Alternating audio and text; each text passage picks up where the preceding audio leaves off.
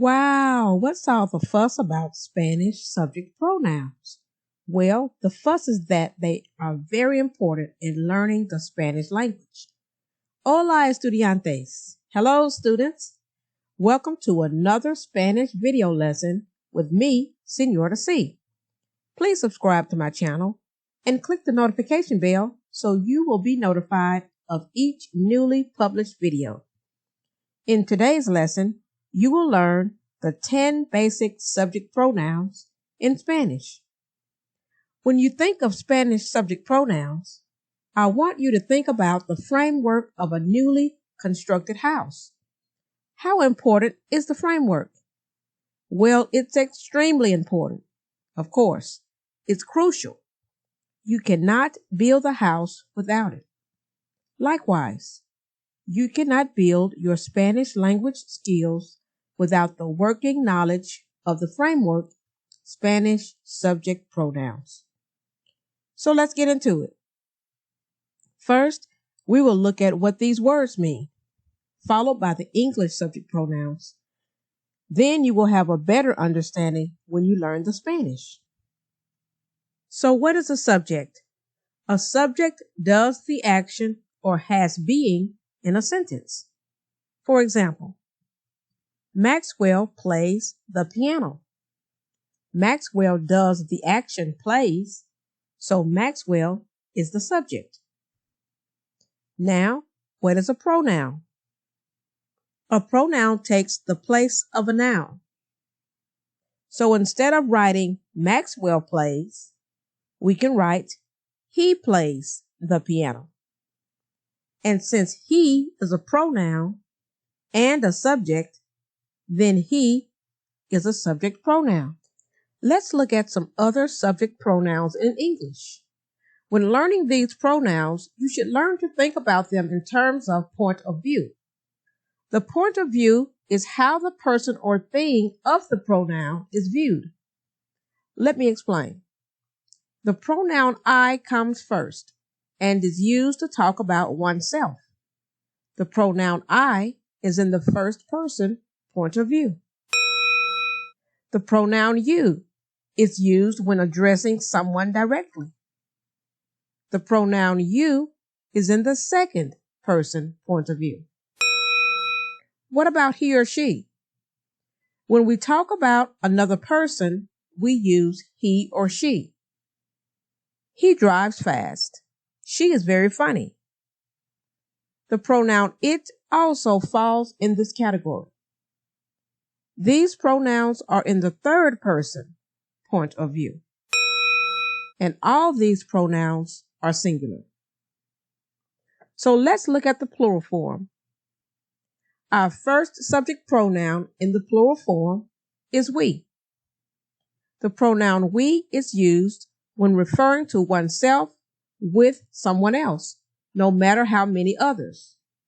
Therefore, we is also in the first person point of view. Next, we have the pronoun you again. Since there is only one form of you in English, it is also used to address more than one person. Later, we will see 4 different forms of you in Spanish. The pronoun you remains in the second person point of view. Lastly is the pronoun they. The pronoun they is used when talking about more than one person or thing. The pigeons, in this case, they are eating. The pronoun they is in the third person point of view. And again, all these pronouns are plural. Now it's time for the Spanish. We'll begin with the singular forms. First person, yo. Second person, tú. Second person, usted. Third person, él. Third person, ella. I'm sure you've noticed that there are 2 forms of you in this list. Well, as you can see in parentheses, the tú form is informal, sometimes called familiar because it is used with people who are familiar, such as family, friends, and peers.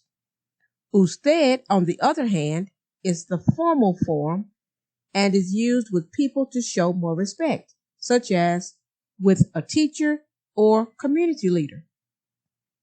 Next, we'll see the plural forms. First person, nosotros. Second person, vosotros. Second person, ustedes. Notice there are also two forms of you in the plural. Vosotros is informal, so it is the plural form of tú.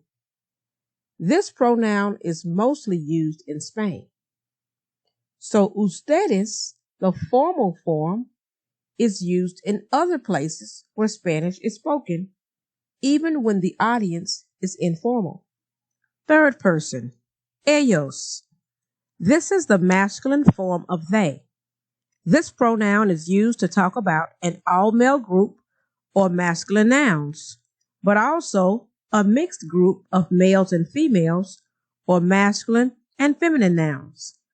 And ellas is the feminine form of they, used to talk about a group of females or feminine nouns. So, let's take one more look at the singular and plural forms side by side. We can identify the points of view together. First person, second person, third person. Now I want to leave you with one more tip. If it becomes confusing about which subject pronoun means you, since there are 4 of them, I have a strategy for that. It's called the UVU strategy. Here's why. Each subject pronoun that contains the letter U or the letter V translate into the English as you. That's the UVU strategy. Well, thanks for joining me today. I'll see you on the next video. Until next time, hasta luego.